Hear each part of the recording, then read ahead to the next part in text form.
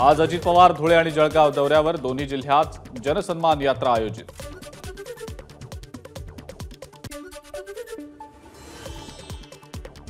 राष्ट्रवादी काँग्रेस शरद पवार गटाची शिवस्वराज्य यात्रा आज सोलापूरमध्ये। यात्रेला प्रदेशाध्यक्ष जयंत पाटील, खासदार डॉ. अमोल कोल्हे उपस्थित राहणार।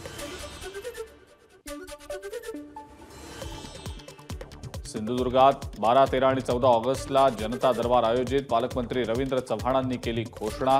सर्वसामान्य जनतेचे प्रश्न सोडवण्यासाठी जनता दरबारचं आयोजन। 24 फेब्रुवारीला नांदेडला स्वातंत्र्य मिळालं। काँग्रेस प्रदेशाध्यक्ष नाना पटोलेंची अशोक चव्हाणांवर टीका। अशोक चव्हाणांनी 24 फेब्रुवारीला भाजपात प्रवेश केल्यानं पटोलेंची टीका।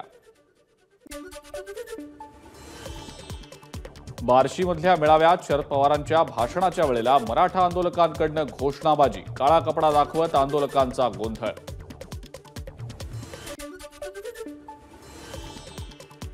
मनोज जरांगेंची शांतता रॅली अहमदनगरमध्ये। या पार्श्वभूमीवर मराठा समाजाची तयारी सुरू।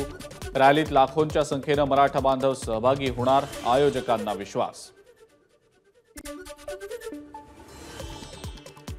ओबीसींसाठी मी राजीनामा दिला होता। सांगलीतल्या ओबीसी मेळाव्यातनं छगन भुजबळांची माहिती, तर सत्ता येते आणि जाते, महाराष्ट्र राहिला पाहिजे, भुजबळांनी मांडली भूमिका। रायगडमधल्या नागाव समुद्र किनाऱ्यावर खेळी नारळ फोडीची अनोखी स्पर्धा। गोवा, मुंबई, ठाणे आणि पालघरमधनं स्पर्धकांचा सहभाग। 32 स्पर्धकांमधनं 4 विजेत्यांना बक्षिसं। श्रावण मासारंभाचं औचित्य साधत भंडाऱ्यात कावड यात्रेचं आयोजन। वैनगंगा नदीच्या तीरावर अनेक महिला, पुरुष आणि तरुणांची पारंपरिक वेशभूषेत उपस्थिती।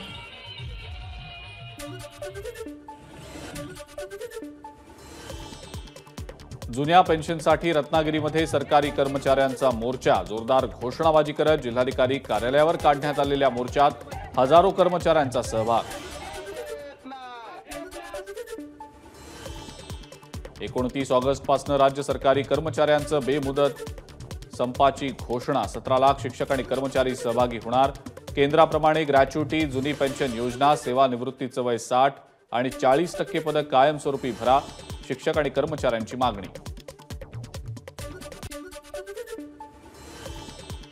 लातूरमध्ये नितेश राणेंच्या विरोधात मराठा समाज आक्रमक। लातूर शहर आणि रेणापूर फाटा इथं राणेंविरोधात आंदोलन। राणेंच्या प्रतिकात्मक पुतळ्याचं आंदोलकांकडून दहन।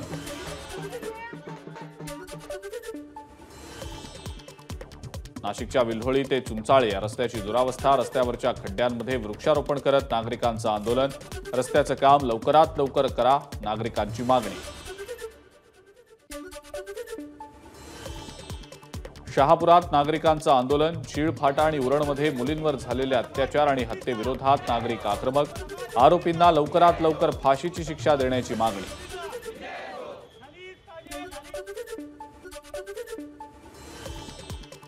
नागपुरात ड्रग्जचा कारखाना डीआरआयकडून उद्ध्वस्त। 78 कोटींचं ड्रग्ज जप्त। ड्रग्ज कारखान्याच्या मालकासह 5 जणांना अटक। भंडाऱ्याच्या सिहोरामध्ये चोरट्यांकडून एटीएम फोडण्याचा प्रयत्न। पैसे हाती न लागल्यानं चोरट्यांनी एटीएम मशीन आणि सीसीटीव्हीची केली तोडफोड। घटनेत बँक ऑफ इंडियाचं जवळपास 1.5 लाखांचं नुकसान। छत्तीसगडमधल्या धान घोटाळ्याचं गोंदिया कनेक्शन असण्याची शक्यता। गोंदियातल्या 2 धान व्यापाऱ्यांना चौकशीसाठी बोलावलं। अमरावतीमधल्या दर्यापूर तालुक्यात मुसळधार पावसामुळे शेतकऱ्यांच्या हजारो हेक्टर शेती पिकाचं नुकसान। तर शासनानं तत्काळ पंचनामे करून ओला दुष्काळ जाहीर करावा, शेतकऱ्यांची मागणी। गेल्या काही दिवसात झालेल्या पावसामुळे नागपूरचा वाण प्रकल्प 100% भरला। प्रकल्पाच्या सांडव्यावरून पाणी वाण नदी पात्रात।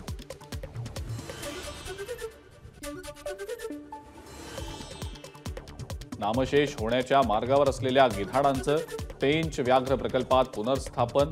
महाराष्ट्र आणि बॉम्बे नॅचरल हिस्ट्री सोसायटी यांच्या संयुक्त विद्यमानं पुनर्स्थापन यशस्वी। एबीपी माझा, उघडा डोळे बघा नीट।